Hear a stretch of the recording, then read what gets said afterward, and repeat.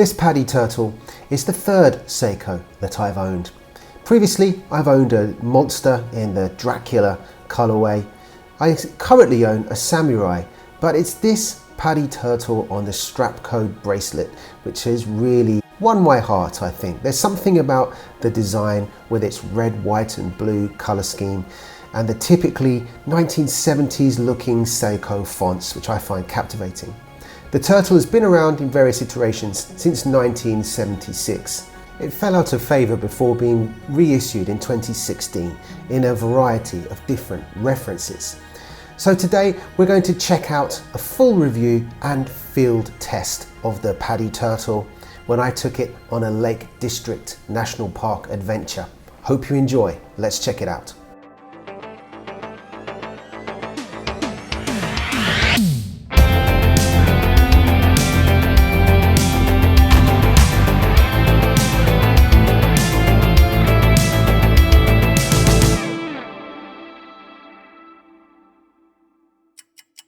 Hello, if like me you obsess over this most brilliant of hobbies, why not like this video and subscribe to the channel? Thanks, you're a boss.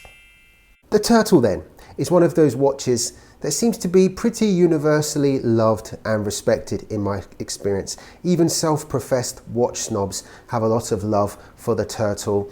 It's a pretty timeless and iconic piece, I feel.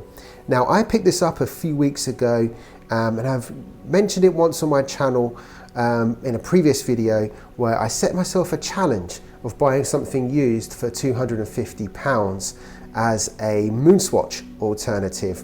I'll leave a card for that video in case you haven't checked that one out. I felt pretty smug when I got this one, so I got it lightly used already on this strap code Jubilee style bracelet. Which I loved because I've not got a great deal of love for Seiko bracelets. The pin and collar thing drives me absolutely wild. I hate it. Now then, let's get specs out of the way pretty early doors here. Dimensions then, 44.3 across if we include the turtle shaped case here. 48 lug to lug and lug width 22.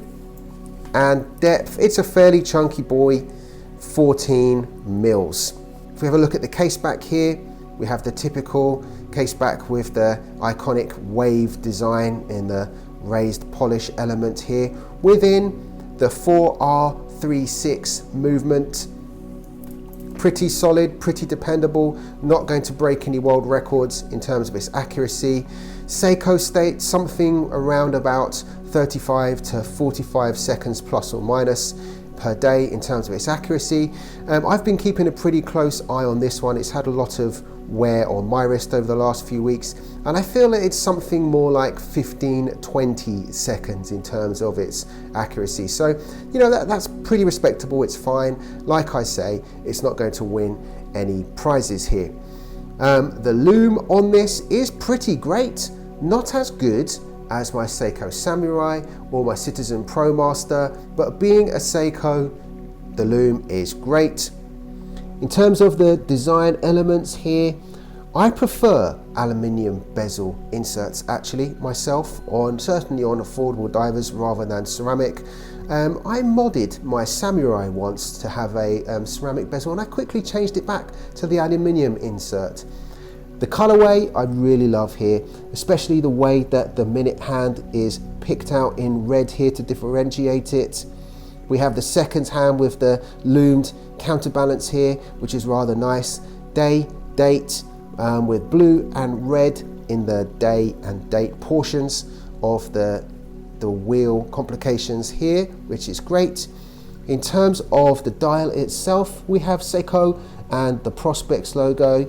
The PADI Professional Association of Diving Instructors logo, and then the fonts here with automatic and divers 200 meters. I've always loved that font on the divers 200 meters on all Seikos, SKXs and every other Seiko that I've owned. Something about it makes my heart leap for joy. Don't know why, it just does. The crown then, not signed. If I unscrew it and pull it out, we'll see that the movement hacks. If I pull it in, hand winds, Let's pop it right back up again. There, lovely, screws down. The bezel action has that typical slightly spongy feel that Seiko owners will know so well. Smooth, nice and grippy in terms of its knurling here. Far better than most Seikos actually. Certainly better than my Samurai, which the bezel there is not the best, it has to be said. Loom pip on the bezel insert here, nice. So everything in order as we would expect. It's wonderful. So I mentioned in my intro that I took this on a bit of a field test adventure.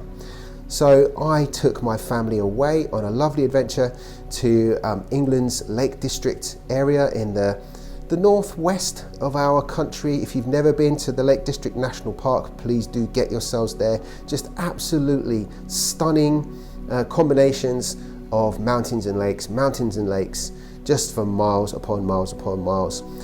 Now, typically I wear the Turtle during the day with smart casual work attire. I find it works pretty well with that. It's probably a bit big and thick and chunky to wear with a lounge suit, but certainly smart casual wear or casual wear. My favorite clothes to wear this with, it feels like quite a summer watch to me actually. I like to wear it with shorts and maybe a short sleeved shirt, something like that, quite like that.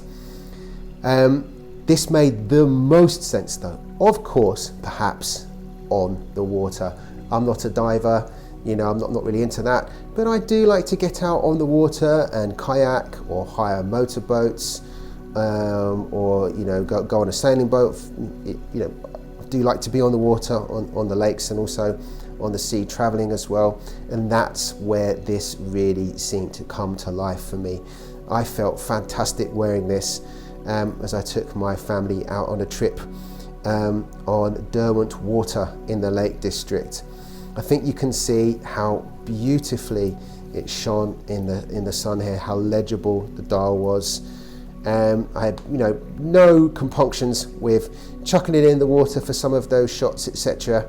And being a Seiko and pretty robust and on the medium side of affordable, I'm not going to be too precious about this one getting scratched up. Indeed, I feel there's something rather beautiful about a Seiko that's had a bit of a life on someone's wrist. So I'll actually look forward to the day when this bezel is a bit scratched up and there are a few dings in this. That will not worry me at all. I feel that this one really is an absolute keeper, and I'm looking forward to a long relationship with it. Okay, what else? The bracelet then. Let's talk about this aftermarket Strapcode bracelet. So as you can see, with its combination of brushed and polished facets, just like on the Seiko case itself, this works really well. We've got polished on the side here and in the center links of the Jubilee style bracelet. So a clear upgrade on Seiko's rather ropey bracelets, which only have the kind of stamped clasp mechanism here. We've got a machined one here, and in terms of the locking mechanism here, really nice and robust. So I'm happy with this. I don't feel any desire to swap this out for a rubber one or get an original one or anything like that. I think this will stay just the way it is. Now, I'm sure I will feature this again in future videos when I shoot it out against some other divers as I get more used to it. But first, field test impressions. Yeah, I just grow to love this one more and more every day. Can't ever see this one on the chopping block. What are your experiences of the Seiko Turtle and other Seiko divers? How does it stack up? Let me know in the comments. And thank you so much for checking out another Wristwatch Adventures video with me, Ray. Before we go, please do consider liking and subscribing. It really helps the channel out. Thanks so much. See you again soon.